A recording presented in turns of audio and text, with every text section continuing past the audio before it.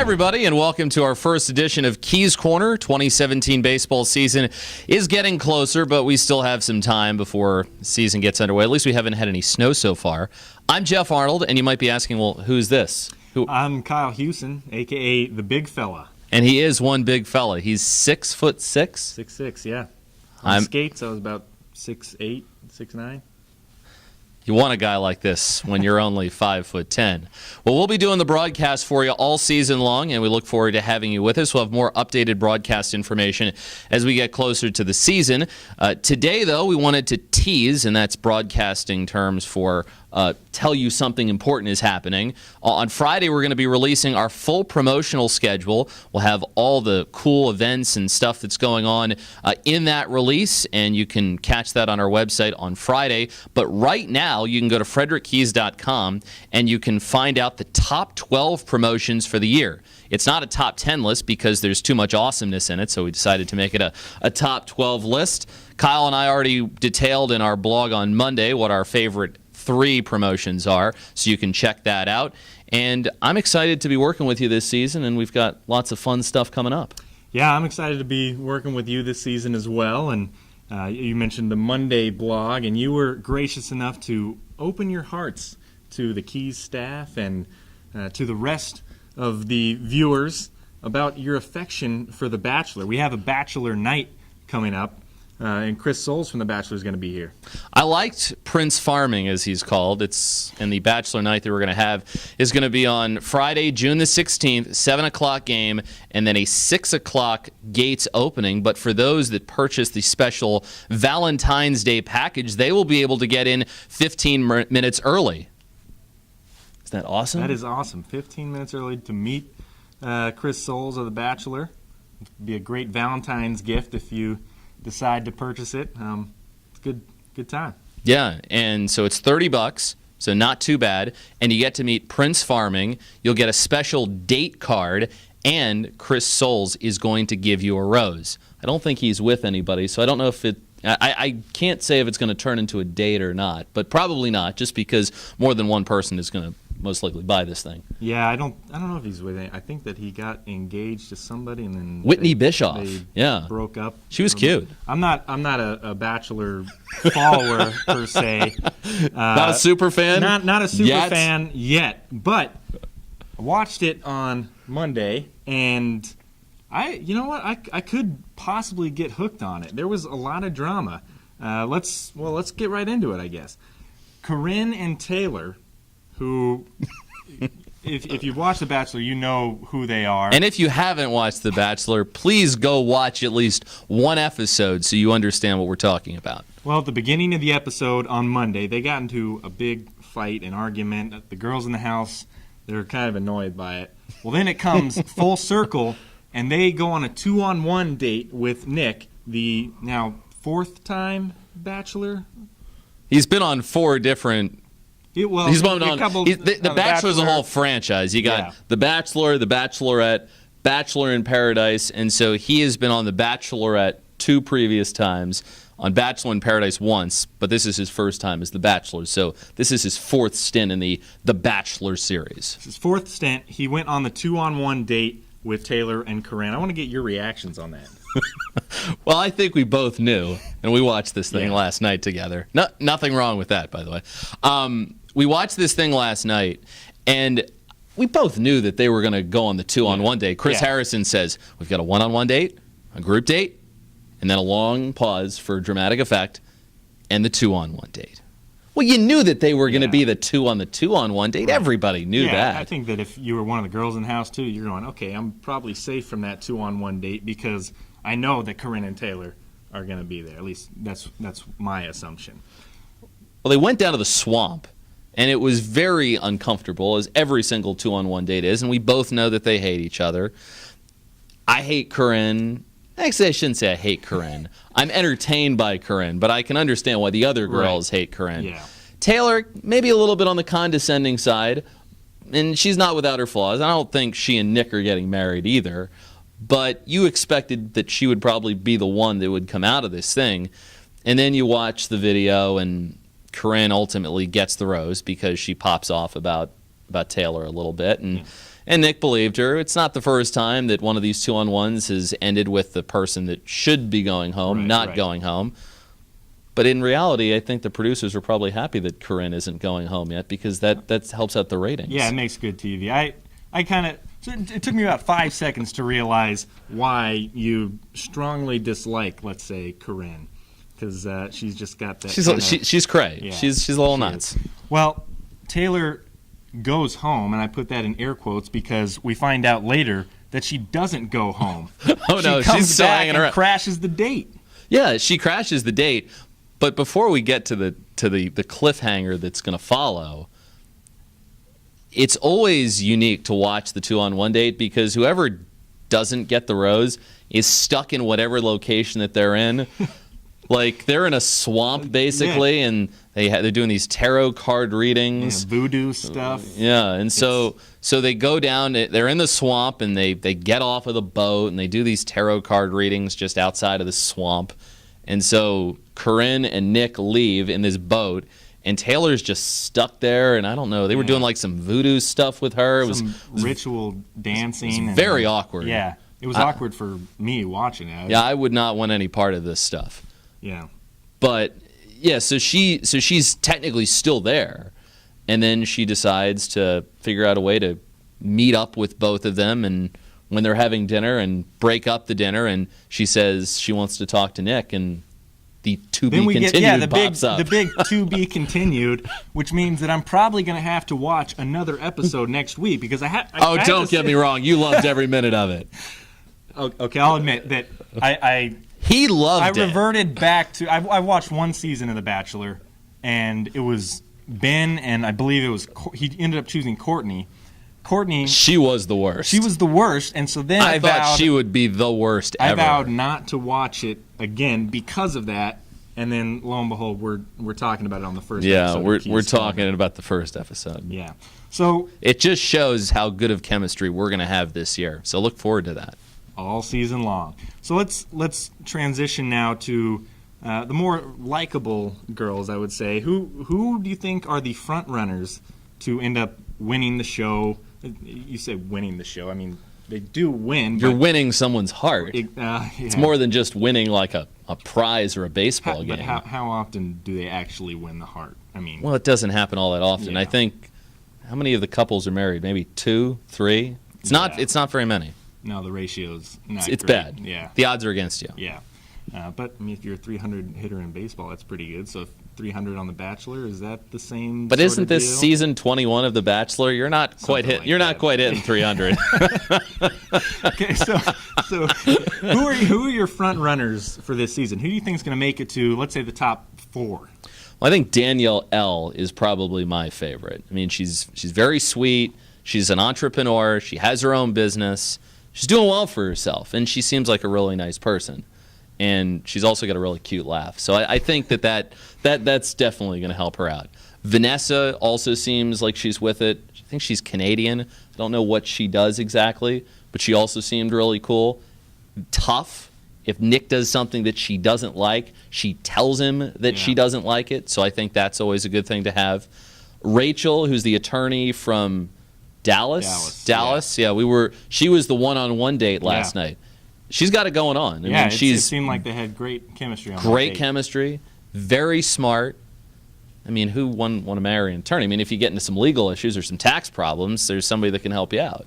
Yeah, but then if you end up needing a divorce, then she's on the better side. That's true. But I don't know if, as an attorney, you'd want to handle your own divorce. Probably not. Probably not. And then the other one that I would say is Raven, who I think maybe is kind of a dark horse candidate. They had a really good date the week before. Mm-hmm. Also, somebody that owns her own business, kind of strong-willed. I think she's from Arkansas, so she's probably tough. I think they did like a hog call, the pig suey thing that you do if you're at an Arkansas game. A little weird, but she seemed like she'd be somebody that would probably match up well with him too. So I would say those top 4. But I would say that Danielle L is the front runner now. You think that Danielle L is going to win? Danielle L. I'm not going to put money down to say that she's going to win, but I would say that Danielle L is getting to the last 2 and probably ending up with a ring on her finger at the end. You don't think that Corinne will make it into that top No, 4? see, that's the thing. Like you mentioned the Courtney Robertson season with Ben, whatever his last name is, and she was kind of nuts, and then he goes back and watches the video. I mean, imagine you pick somebody with all these flaws that is, as we said, the worst, and then you see the video of this as, you know, you're this person's fiance, and you watch the video afterwards, like you're toast, right. like you're in bad shape. So I don't know. I think because everyone else in the house hates her, that she probably is not going to make it to the end. I'm guessing she's probably not going to make it to the Final 4.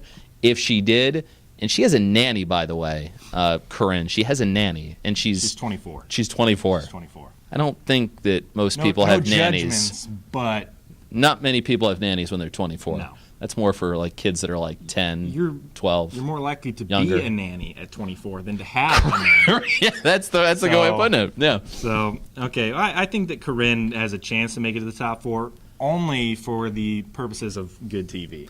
Exactly. So I think that the producers could talk to Nick and go, "Hey, I understand you may not like her that much, but we kind of need your help. Great ratings right now, so." Well, what does the old song go? What does love have to do with it? Have to do with it? Yeah, that could be the new Bachelor theme song. That's true. And that's something that I'll be interested to ask Chris Soules. We usually get to interview these celebrities when they come to town. How much do the producers actually have a say in who you end up with? I would be very interested to ask him that. Because I have to imagine, if it's kind of a dull season, they're maybe a little bit more hands-on. Yeah. And this is not in the script, but you talked about Chris Harrison, and you talked about him in his blog. Oh, yeah. That would be a great job to have, being It'd Chris be an Harrison. awesome job to have. Chris Harrison, you get to come in, you interview the Bachelor, the Bachelorette, or the people in Paradise. You sit down and you ask them questions, and you basically, all you have to do is deliver a couple of lines. You walk in, you hit a glass. Hey, everybody. Welcome. And then use your time wisely. We've got 3 dates this week. 1 one-on-one, 2 group dates in most of the case.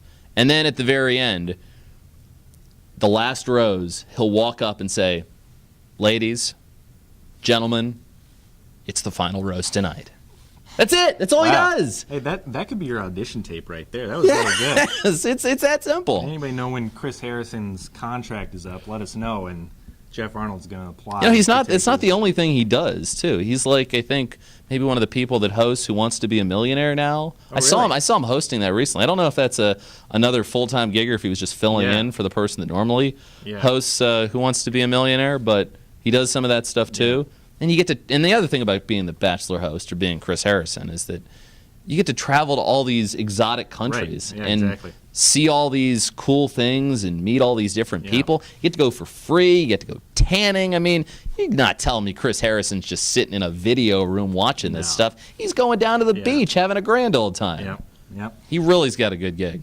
All right, I'm going to ask you a few questions, kind of rapid fire style. It's about The Bachelor. So who's your favorite all-time Bachelorette? All-time Bachelorette. I'm going to have to go with Ali Fedotowsky. Maybe is that how you say her last name? I don't know. I've never seen it. You say you haven't seen it.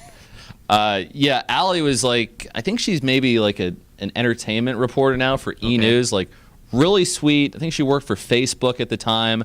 Like, you watch this girl, and she had that girl next door kind of quality that I was like, if I was on the market and I was much better looking, this maybe would be somebody that I'd be interested in.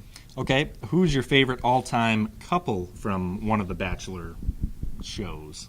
That's a tough question because, as we said, the batting average for couples success is pretty low. There's 3 to choose from, so I don't know. Was it Sean Lowe? Sean and Catherine? Yeah. Sean seemed like a good dude. He'd seem like a guy that you want to go have a beer with. They're still together. So aren't they married? They got married? They got married, yeah. Oh, yeah. That's okay. So we'll go with them. We'll go with them. Okay. I'm going to phrase this in. Well, I'll just ask the question. What former Keys player is most likely to be on The Bachelor? And I'm gonna open it up to a lot more people because I know that some of the Keys players have already found somebody. But assuming they hadn't already found somebody, who would be that? Assuming player? They hadn't. I go with Tad Golden. Why? He's got first of all, he's a smart guy. He graduated with a business degree from a really good school, Endicott College, up in Massachusetts.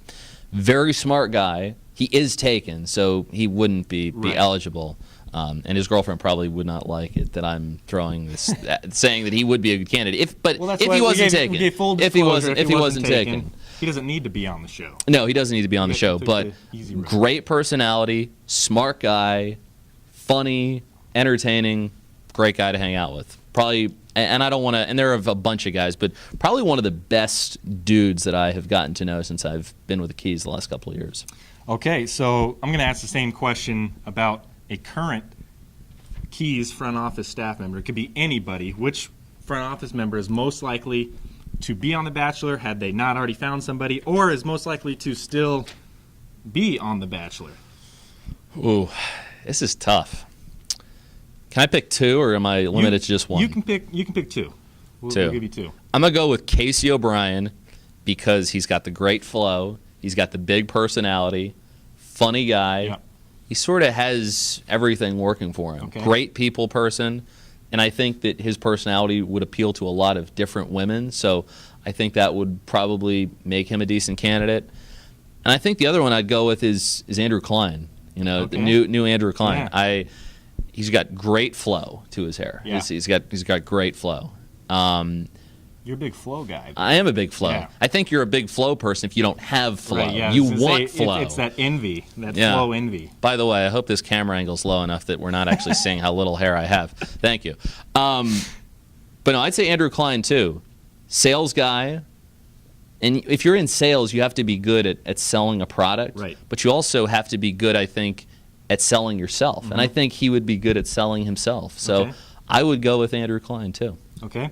Well, I'm going to kind of piggyback off of that. I asked some of the staff members about their bold predictions for next week and for the future of The Bachelor. And by the way, how many people besides us now are actually watching the show?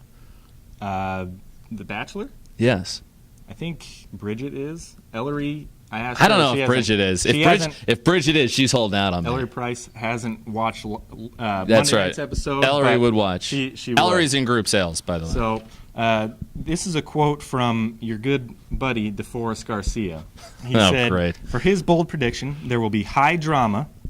All of the girls will get into a fight. That's not really bold. And my bold prediction is that Jeff will be the Bachelor next season. Unless, what do you think about that? Number one, that's never going to happen. Number two, he would have to submit something for me. Right. I think he might have already done it. Oh, jeez. Well, at least I'm single, so that's okay. It's never going to happen. I'm just sort of your everyday guy, weird personality, not 6'6" like you, don't have flow. I don't think it would happen, but I appreciate his confidence in me. Well, you can see more of the bold predictions from the staff members at the bottom of this blog. For right now, we're gonna end this first episode of Keys Corner. You did a good job taking the reins once we got to the Bachelor talk. Thank you. Yeah, I feel like you were more of the analyst for The Bachelor since you've watched pretty consistently. I had to watch it to do my homework, to be prepared. That's part of being a broadcaster is your preparation. Well, I said that in the blog that it's train wreck television at its finest. I mean, you want to talk about every bizarre scenario that you can have come up and the worst of people, and I think arguably maybe the best of people too coming out. It's The Bachelor. And so for that reason, I enjoy watching the show. And are you watching with me next week? I'm going to have to, especially since the to be continued. Oh, yeah, a cliffhanger. Yeah, cliffhanger. That's like the second to be continued this year, so there's more high drama in store. We're not going to want to miss that. Yeah. Well, that'll do it for us for our first episode of Keys Corner. Make sure you follow us on social media, at Frederick Keys for Twitter and Instagram, like our Facebook page, and our personal, at K_Hughes, and at Jeff on the Air. That's Jeff with a G. And we should also note that this is going to be a lot about baseball. Yes. So don't think that this is strictly for our Bachelor fandom coming out here. Not TMZ, not Entertainment Tonight. No, it's not. It's the off season. We have to find. It's the offseason. We got to find something. Yeah, something to talk about. But all year long, we're going to have lots of baseball news. We'll talk to different players, have cool features, and also discuss the different happenings and promotions that take place all year long. So you're going to want to stay tuned to Keys Corner. Yep. Thank you for joining us, and make sure you read the rest of this blog and read Friday's blog. We have a great one regarding the Super Bowl and a guy with ties to the Super Bowl and the Frederick Keys.